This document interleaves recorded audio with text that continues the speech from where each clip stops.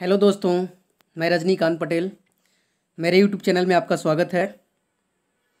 आज हम लोग आर्थिक दशा के बारे में पढ़ेंगे। हड़प्पा कालीन आर्थिक दशाओं का वर्णन करेंगे, जिसमें उस समय का जीवन निर्वाह कैसे की जाती थी, उससे रिलेटेड कैसे क्वेश्चंस आते हैं, इसके बारे में पूछी जाती है कभी कभी क्वेश्चंस की हड़प्पा कालीन आर्थिक दशा, आर्थिक जीवन कैसी थी। तो हड़प्पा कालीन जो आर्थिक जीवन जो थी वह व्यापार वाणिज्य पे, मूलतः जो है व्यापार वाणिज्य पे टिका हुआ था। ठीक है, चलिए हम लोग बात करते हैं वहाँ के जीवन की। जो सबसे मुख्य प्रणाली थी जो वहाँ कृषि थी, और कृषि, पशुपालन, शिल्प और व्यापार वाणिज्य के आधार पे वहाँ पे जो है आर्थिक दशाओं को वर्णन किया जा सकता है। हम लोग देख सकते हैं। मेन रूप से हम लोग बात करें अर्थव्यवस्था के रूप में, तो वहाँ के जो है कृषि के बारे में की जाती है। जैसे ऐसे सबसे ज़्यादा तो व्यापार वाणिज्य से वहाँ होता था, लेकिन कृषि के भी साक्ष्य जो है वहाँ से मिले हैं। कृषि के जो है कुल मिलाकर के 9 फसलों का उन्हें ज्ञान प्राप्त था। कृषि के 9 फसलों का ज्ञान प्राप्त था, जैसे गेहूँ, जौ, कपास, खजूर, तरबूज, राई, सरसों, तिल। इसके जो है किताबों में वर्णन मिलते हैं कि इनके जो है एक 9 फसलों का उनको ज्ञान था। वहीं बात करें हम लोग बनवाली से, जो है यहाँ से जो साक्ष्य की बात करें तो खिलौने के जो है हल मिले हैं। हल के रूपी जो है, हल रूपी जो खिलौना एक बनवाली से प्राप्त हुआ है। कालीबंगन से जो है जूते हुए खेत के साक्ष्य मिले हैं।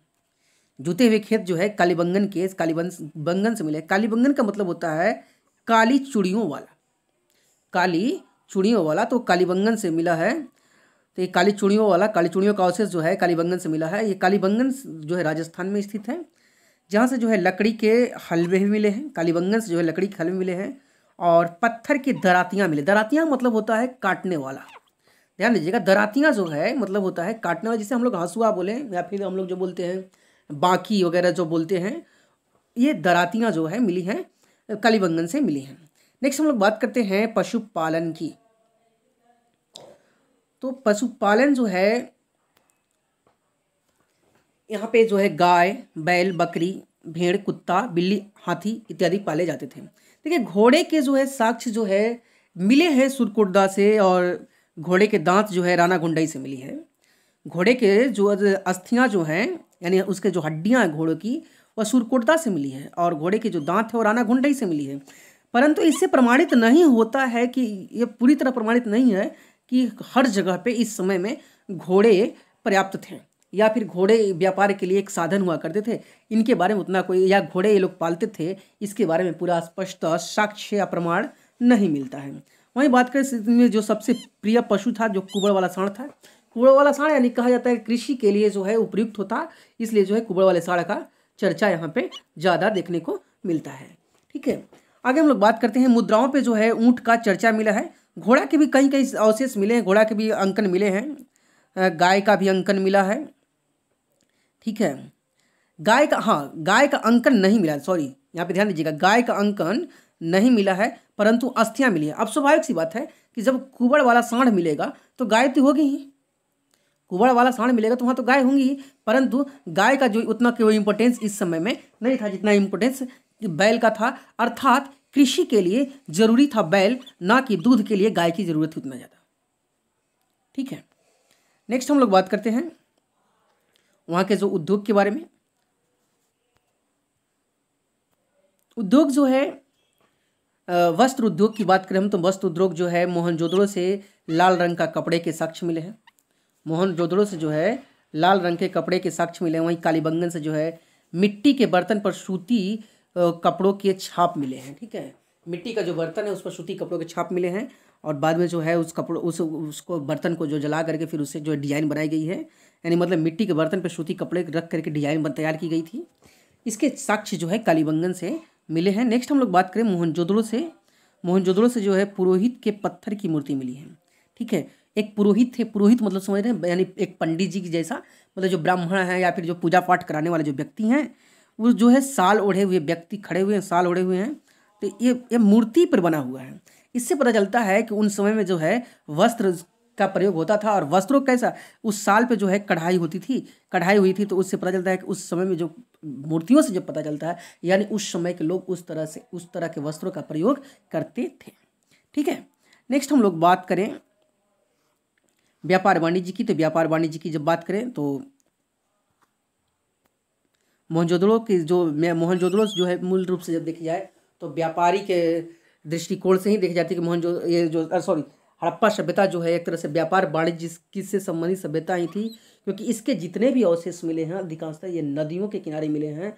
और नदियों के किनारे अवशेष मिलने का तात्पर्य यही है क्योंकि लोथल से गोदीवाड़ा भी मिला है। तो इससे पता चलता है यहाँ पे कि इस समय जो है उन्नत व्यापार के क्षेत्र रहे होंगे, क्योंकि यह पूर्णतः शहरीकृत था। और शहरीकृत जब भी था तो शहरीकृत में लोगों का व्यापार से ज़्यादा ताल्लुक होगा। मोहनजोदड़ो से जो है मिट्टी की बैलगाड़ी के भी साक्ष्य मिले हैं। मिट्टी की जो बैलगाड़ी बनी हुई थी उसके जो साक्ष्य जो है मोहनजोदड़ो से मिले। वहीं हड़प्पा से जो है तांबे के रथ मिले हैं।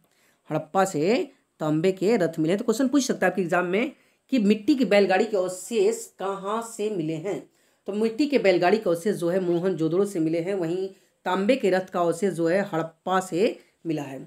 इस सभ्यता में की जो है अनेक प्रणाली जो सभ्यता के जो सबसे महत्वपूर्ण चीज़ है कि इनकी जो सड़क थी वह ग्रिड प्रणाली पर आधारित। ध्यान दीजिएगा, हड़प्पा की जो सड़कें थी ग्रिड प्रणाली पर आधारित थी। ग्रिड प्रणाली का तात्पर्य है कि ये समकोण पे एक सड़क जो है, ग्रिड मतलब क्या, जाल के रूप में, और एक दूसरे को समकोण पे काटेगी। हमेशा जो है समकोण पे सड़क जो है एक दूसरे को काटते जाएगी। बंदरगाह के साक्ष्य भी मिले हैं। यहाँ से कहाँ से, लोथल से जो है बंदरगाह के साक्ष्य मिले हैं। बंदरगाह से के साक्ष्य मिले हैं कहाँ से, लोथल से मिले। क्वेश्चन पूछता है कि गोदीवाड़ा के साक्ष्य कहाँ से मिले हैं। सिंधु घाटी सभ्यता में गोदीवाड़ा के साक्ष्य कहाँ से मिले। तो गोदी मतलब होता है क्या, वो गोदीवाड़ा मतलब गोदी मतलब होता है जहाज, और जहाज के रुकने का जो स्थान है वहीं गोदीवाड़ा है। और गोदीवाड़ा के साक्ष्य कहाँ से मिले हैं बाबू, तो इस लोथल से मिले हैं। लोथल कहाँ पड़ता है, लोथल गुजरात में है। भोगवा और साबरमती नदी के संगम पर स्थित है। लोथल जो है भोगवा और साबरमती के संगम पर स्थित है। यहाँ पे थोड़ा सा आयात और निर्यात कहाँ कहाँ से कौन सी वस्तुएं ली जाती थी इसके बारे में थोड़ा सा मैं नहीं ले पाया था, अगली बार कभी इसको बता दूंगा। नेक्स्ट हम लोग बात करें वहाँ की मुद्राओं की बात करें हम लोग, तो मुद्राओं में जो है एक श्रृंगी पशु का अंकन मिलता है। एक श्रृंगी पशु यानी एक सींग वाला पशु का अंकन जो है सबसे ज़्यादा मुद्राओं पे मिलता है वहाँ पे। यानी एक श्रृंगी जो एक सींग वाला जो पशु था उसका ज़्यादा वैल्यूएशन था उस समय में। वहीं बात करें मोहनजोदड़ो के मुहर में पशुपति शिव की मूर्ति मिली है। यानी जो है उनके जो पशुपति यानी शिव के जो पशुपति रूप है, यानी मतलब पशुपति यानी पशुओं के जो राजा के रूप में, पशुओं के जो देवता के रूप में जो देखे जाते थे पशुपति, इनका जो इन अंकन सबसे ज़्यादा, इनका जो अंकन मतलब सर्वाधिक नहीं लेकिन इनका अंकन बहुत ज़्यादा मिला है। तो यहाँ से देखा जाता है कि पशुओं के देवता के रूप में जो है शिव को पूजा जाता था। ठीक है, आगे हम लोग बात करें वहाँ की नाप तौल की प्रणाली कैसी थी। तो नाप तौल की प्रणाली जो है दशमलव प्रणाली पर आधारित थी। ध्यान दीजिएगा, नाप तौल की जो प्रणाली थी दशमलव प्रणाली पर आधारित थी। मोहनजोदड़ो से जो है सीप और लोथल से हाथी दांत के पैमाने मिले हैं। ध्यान दीजिएगा कि लोथल से हाथी दांत के पैमाने और मोहनजोदड़ो से सीप की बात करें मतलब सीप मतलब सुतुहा, ठीक है, सीप से। और यहाँ पे जो है इसके प्रयोग यहाँ पे देखने को मिलते हैं पैमाना के रूप में। पैमाने मतलब नापने और तौलने की बात करी जाए तो उससे रिलेटेड। वहीं बाट की बात करी जाए, जो बटखरे की जो बात की जाए जिसे तौलने के लिए, या फिर तो ये जो होता है घनाकार होता था, बेलनाकार होता था, शंक्वाकार होता था और ढोलाकार होता था। ये चार तरीके के बाट होते थे इस समय में।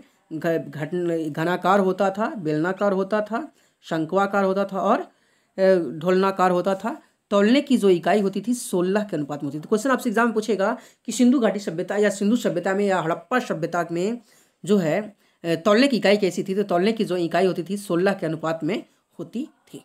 नेक्स्ट हम लोग बात करें यहाँ पे जो है ऊपरी स्तर पे जो है द्विभाजन प्रणाली थी और निचली स्तर पे दशमलव प्रणाली का प्रयोग होता था। वाट प्रणाली में ध्यान दीजिएगा, यहाँ पे जो है ऊपरी स्तर में द्विभाजन प्रणाली और निचली स्तर में दशमलव प्रणाली का प्रयोग होता था। और यहाँ पे ध्यान दीजिएगा, एक और क्वेश्चन पूछ सकता है, अभी तक पूछा नहीं गया। ध्यान दीजिएगा, इस क्वेश्चन में पूछा नहीं गया अभी तक कि हाथी दांत के बने तराजू के पलड़े लोथल और मोहनजोदड़ो से मिले हैं। इसके ज़्यादा अभी तक क्वेश्चन नहीं पूछे गए हैं। अगर पूछ सकता है आपसे एग्जाम में, कोई बड़ी बात नहीं है कि हाथी दांत के बने तराजू कहाँ से मिले हैं। ऐसे यह पूछने वाली बात नहीं होनी चाहिए, लेकिन पूछ सकता है तो कोई बड़ी बात नहीं है। एग्जाम में कुछ भी सब कुछ संभव है। तो हाथी दांत के बने तराजू कहाँ से मिले हैं, तो लोथल और मोहनजोदड़ो से मिले हैं। ठीक है, तो कलात्मक दशाओं के बारे में हम लोग को पढ़ना है। यानी उस समय जो सिंधु घाटी सभ्यता के जो कला थी, कला और संस्कृति के बारे में हम लोग को जो पढ़ना है वो हम लोग अगले नेक्स्ट वीडियो में पढ़ेंगे।